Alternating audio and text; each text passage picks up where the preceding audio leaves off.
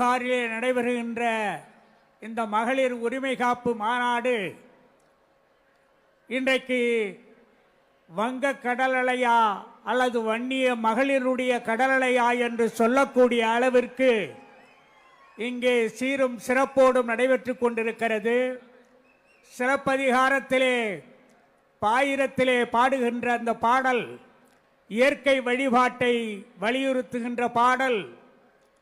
ஞாயிறு போற்றுதும் ஞாயிறு போற்றுதும், திங்கள் போற்றுதும் திங்கள் போற்றுதும், மாமழை போற்றுதும் மாமழை போற்றுதும் என்று பாயிரத்திலே வரும் பாடல் வரிகளைப் போல இந்த மாநாடு வெற்றி பெறுவதற்கு மாமழையே இன்றைக்கு நம்மை வாழ்த்தி இருக்கிறது. ஐயா அவர்களுக்கு அது ஒரு பெருமையை சேர்த்திருக்கிறது என்பதை நான் இந்த நேரத்திலே தெரிவித்துக் கொண்டு மற்றவர்கள் சொல்லாத ஒரு செய்தியை நான் இங்கே குறிப்பிட்டு சொல்ல விரும்புகிறேன். பெண்களை அடிமைப்படுத்துவதை தவிர்க்க வேண்டும் என்பதற்காக ஐயா அரை நூற்றாண்டு காலமாக எத்தனையோ பல்லாயிரக்கணக்கான திருமணங்களை ஐயா நடத்தி இருக்கிறார்கள். ஒவ்வொரு திருமணத்திலேயும் அவர் பேசுகிற பொழுது வரதட்சணையை ஆண்கள் வாங்கக்கூடாது, அதற்கு பதிலாக சொத்திலே பங்கு தர வேண்டும் என்று சொல்லி ஐயா அவர்கள் அந்த ஒவ்வொரு திருமண நிகழ்ச்சியிலேயும் சொல்லுவார்கள்.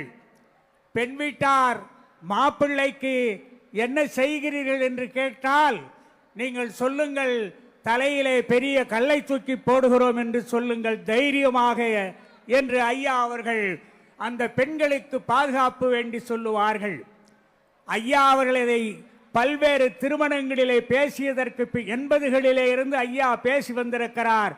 அதன் பின்னாலே தான் 89லே திமுக ஆட்சியிலே சொத்திலே பெண்களுக்கு பங்கு தர வேண்டும் என்று சட்டம் இயற்றினார்கள் என்றால் அதற்கு ஐயாதான் முழு பொறுப்பு என்பதை இந்த வெற்றிக்கு இந்த மகளிர் மாநாட்டிலே அந்த செய்தியை நான் இங்கே குறிப்பிட்டு சொல்லி, கரிகார் பெருவளத்தான் கல்லணை கட்டினான். சோழ சாம்ராஜ்யத்திலே மிகப்பெரிய பேரரசாக திகழ்ந்தது ராஜராஜ சோழனுக்கு பின்னாலே வந்தவர்கள். ராஜராஜ சோழன் தஞ்சையிலே பெரிய கோயிலை கட்டினான். அவனது பிள்ளை ராஜேந்திர சோழன் கங்கை கொண்ட சோழபுரத்திலே அந்த கோயிலை கட்டினான். அப்பொழுது கோயிலை கட்டிய பொழுது எல்லோரும் சொன்னார்கள் தஞ்சை பெரிய கோயிலை விட. ஏனென்றால் ராஜேந்திர சோழன் 32 ஆண்டுகள் அவன் ஆட்சி செய்தவன் என்ற காரணத்தினாலே கங்கை வென்றான், கடாரம் வென்றான் என்று தென்கிழக்காசிய நாடுகளை எல்லாம் வென்றெடுத்தான் என்ற காரணத்தினாலே அவர்கள் என்ன சொன்னார்கள், தஞ்சை பெரிய கோயிலை விட ராஜேந்திர சோழன் கட்டுகின்ற கோயில் பெரிய கோயிலாக இருக்க வேண்டும் என்று விரும்பினார்கள். அப்பொழுது ராஜேந்திர சோழன் சொன்னான், ராசராசனுடைய மகன் சொன்னான். மகன் அன்றைக்கு என்ன சொன்னான் தெரியுமா, இந்த பெரிய கோயில் பண்பாட்டு சிகரமாக என்னென்றைக்கும் இருக்கும். எனக்கு பின்னாலே வரக்கூடிய அரசர்கள் என்னை விட மிக அதிகமாக வெற்றிகளை குவிக்கலாம். ஆனால் தஞ்சை பெரிய கோயிலை விட கங்கை கொண்ட சோழபுரம் சிறிய கோயிலாக இருந்தால்தான் அது என் தந்தைக்கும் பெருமை, எனக்கும் பெருமை என்று சொன்னான்.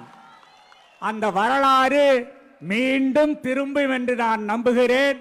காரணம் என்னவென்று சொன்னால், என் மகள் தாமரை இந்த பூம்புகார் முதல் மாநாட்டில் மிக சிறப்பாக பேசியவர். அவர்கள் ஐயாவை பார்த்த பொழுது சொன்னார்கள், ஐயா நதியை தேடி கடல் போவதில்லை, கடலை தேடித்தான் நதிகள் வர வேண்டும். நிச்சயமாக உங்களை தேடி நதிகளைப் போல நீங்கள் கடல் அல்ல, மிகப்பெரிய பெருங்கடல்.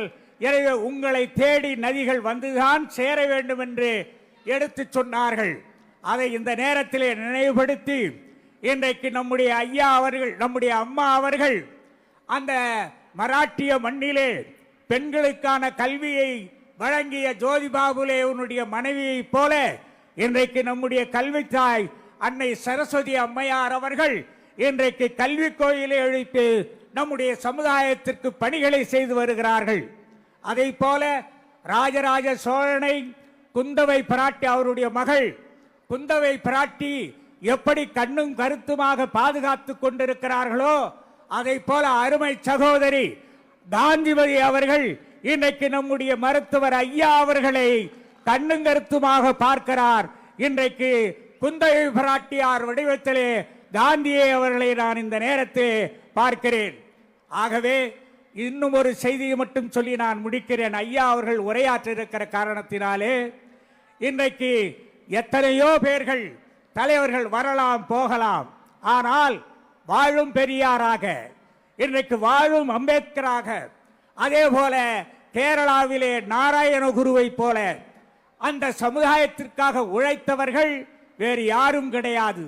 அதை போல இந்த வன்னியர்களே எத்தனையோ தலைவர்கள் வந்திருக்கலாம், ஆனால் ஐயா வந்ததற்கு பின்னாலே தான் நெல்லிக்காய் மூட்டைகளைப் போல சிதறண்டு கிடந்த இந்த மக்களை ஒன்று திரட்டி இன்றைக்கு சமூக நீதியிலே மிகப்பெரிய வெற்றிகளை படைத்த ஒரே தலைவர் நம்முடைய மருத்துவர் ஐயா ஒருவர்தான் என்பதை நான் இந்த நேரத்திலே பெருமையாக சொல்லி, அவர் வழியிலே நடப்பது எங்களுக்கு பெருமை. அவர் காட்டுகின்ற திசையிலே கட்டிவாய் என்றால் வெட்டிவாய் என்றால் கட்டு வந்து காலடியிலே சேர்க்கக்கூடிய மாவீரன் குருவனுடைய வழியிலே வந்த மகளிரும் பெண்களும் நீங்கள் ஏராளமாக இருக்கிறீர்கள். ஐயாவுடைய லட்சியம் நிச்சயம் நிறைவேறும் வேண்டும் என்று வேண்டி விரும்பி கேட்டு விடைபெறுகிறேன். நன்றி, வணக்கம்.